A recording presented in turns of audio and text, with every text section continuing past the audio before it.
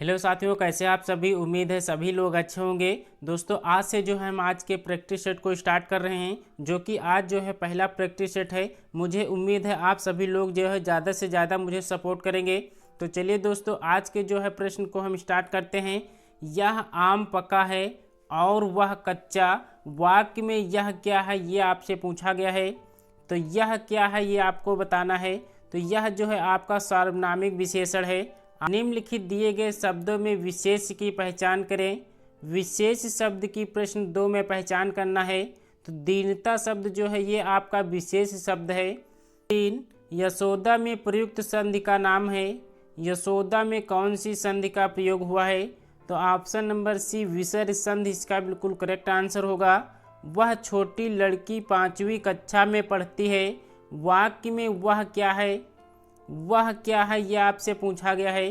तो वह शब्द जो है आपका यहाँ पर प्रविशेषण है। ऑप्शन ए इसका बिल्कुल करेक्ट आंसर है। किस क्रमांक में अघोष व्यंजन है? प्रश्न 5 में जो है आपको अघोष व्यंजन कौन कौन से हैं? तो ऑप्शन नंबर ए जो है ता था जो होते हैं ये आपके अघोष व्यंजन हैं। घटा का घमंड घटा पंक्ति में प्रयुक्त अलंकार पहचानना है। प्रयुक्त में अलंकार कौन सा है? तो यहाँ पर जो है यमक अलंकार होगा। निम्नलिखित में से कौन सा चिन्ह योजक चिन्ह के रूप में प्रयोग किया जाता है? दिए गए ऑप्शन में से योजक चिन्ह का प्रयोग किया जाता है। तो प्रश्न 7 का जवाब करना है। तो ये आपका चिन्ह जो है ये आपका उप विराम का चिन्ह होता है, और ये जो है आपका अर्ध विराम का चिन्ह होता है। तो ये सभी पॉइंट आपको याद रखना है।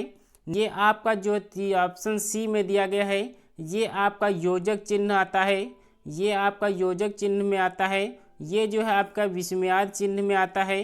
तो आपसे जो है आपका योजक चिन्ह पूछा गया था। तो ऑप्शन सी इसका बिल्कुल करेक्ट आंसर है। में से कौन सा शब्द वर्तनी की दृष्टि से शुद्ध है? प्रतिनिधि जो है किस प्रकार से शुद्ध रूप से लिखा जाता है? प्रतिनिधि शुद्ध रूप से किस प्रकार से लिखा जाएगा?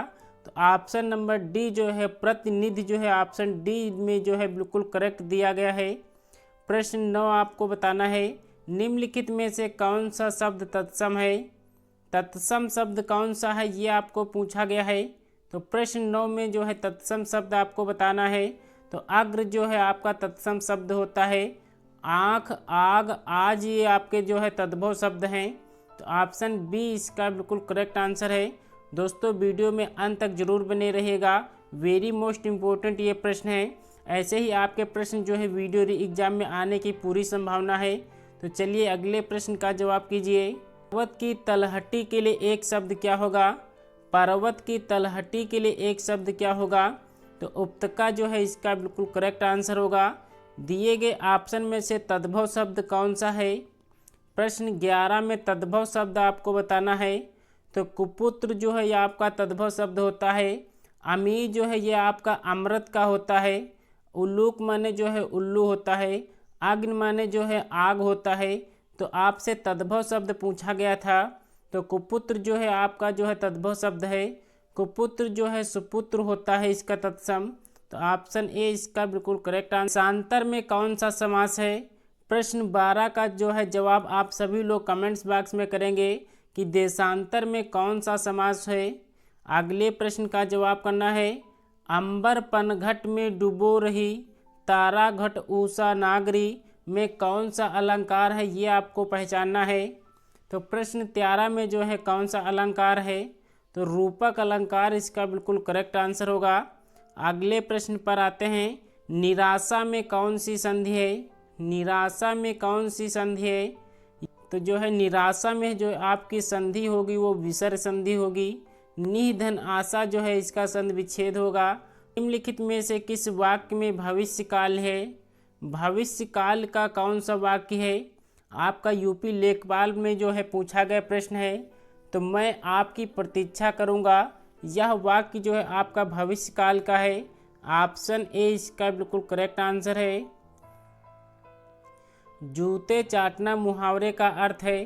प्रश्न 16 का जवाब करना है। जूते चाटना मुहावरे का अर्थ कौन सा होगा? तो खुशामद करना इसका बिल्कुल करेक्ट आंसर होगा। स्वच्छ शब्द का पर्यायवाची शब्द बताइए। स्वच्छ शब्द का पर्यायवाची आपको पूछा गया है। तो स्वच्छ का पर्यायवाची जो है निर्मल होता है। ऑप्शन डी इसका करेक्ट आंसर है। कनक माने धतूरा होता है। दिए गए शब्द के अनेकार्थी शब्द आपको बताना है कि कनक माने एक शब्द जो है आपका धतूरा होता है, दूसरा शब्द जो है आपका सोना होता है। ऑप्शन डी इसका बिल्कुल करेक्ट आंसर होगा। रीति अनुसार शब्द का संधि विच्छेद क्या होगा? रीति अनुसार का संधि विच्छेद क्या होगा? तो रीत प्लस अनुसार जो है इसका करेक्ट आंसर होगा। किसी की सहायता करने वाला के लिए एक शब्द क्या होगा? किसी की सहायता करने वाला के लिए एक शब्द क्या होगा? तो सहायक इसका बिल्कुल करेक्ट आंसर होगा। त्रिवेणी शब्द में कौन सा समास है? त्रिवेणी शब्द में कौन सा समास है ये आपको बताना है। कर्मधारय है, बहुब्रीहि है, द्विगु समास है, द्वंद्व समास है। तो त्रिवेणी में जो है आपका द्विगु समास है। ऑप्शन सी इसका बिल्कुल करेक्ट आंसर होगा। दिए गए शब्द में शुद्ध शब्द कौन सा है? अत्यधिक जो है किस प्रकार से शुद्ध रूप से लिखा जाता है? तो अति धन अधिक जो है अत्यधिक का संधि विच्छेद होता है। तो अत्यधिक जो है ऑप्शन ए में जो है बिल्कुल शुद्ध रूप से दिया गया है। ऑप्शन ए इसका बिल्कुल करेक्ट आंसर है। जिसे प्रमाण द्वारा सिद्ध ना किया जा सके उसके लिए एक शब्द बताना है। जिसे प्रमाण द्वारा सिद्ध ना किया जा सके तो उसे जो है अप्रमेय कहते हैं। ऑप्शन सी इसका सही जवाब है। वर शब्द का स्त्रीलिंग बताइए। वर शब्द का स्त्रीलिंग आपको बताना है। तो वर का स्त्रीलिंग जो है वधू होता है। ऑप्शन डी इसका बिल्कुल करेक्ट आंसर है। भरपेट शब्द में कौन सा समास है? भरपेट में आपको कौन सा समास है? प्रश्न 25 में बताना है। तो अव्ययी भाव इसका बिल्कुल करेक्ट आंसर होगा। दोस्तों टॉप 25 प्रश्न हमने आज किए हैं।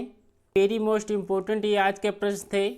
आज की वीडियो कैसे लगी कमेंट्स बॉक्स में ज़रूर बताना। वीडियो पसंद आई हो तो दोस्तों एक लाइक ज़रूर कर देना। चैनल पर नए हैं तो चैनल को भी सब्सक्राइब करना ना भूलें, क्योंकि यहाँ पर डेली है जो है आपकी जो है यहाँ पर प्रैक्टिस सेट होने वाले हैं, जो कि वेरी मोस्ट इम्पोर्टेंट ये बुक से आपके प्रैक्टिस सेट स्टार्ट हो रहा है। दोस्तों मुझे उम्मीद है आज की जो है ये मेरी पहली क्लास है, सभी लोग ज़्यादा से ज़्यादा सपोर्ट जरूर करेंगे। तो चलिए दोस्तों मिलते हैं नेक्स्ट वीडियो में, तब तक के लिए अपना ख्याल रखिएगा। जय हिंद, जय भारत।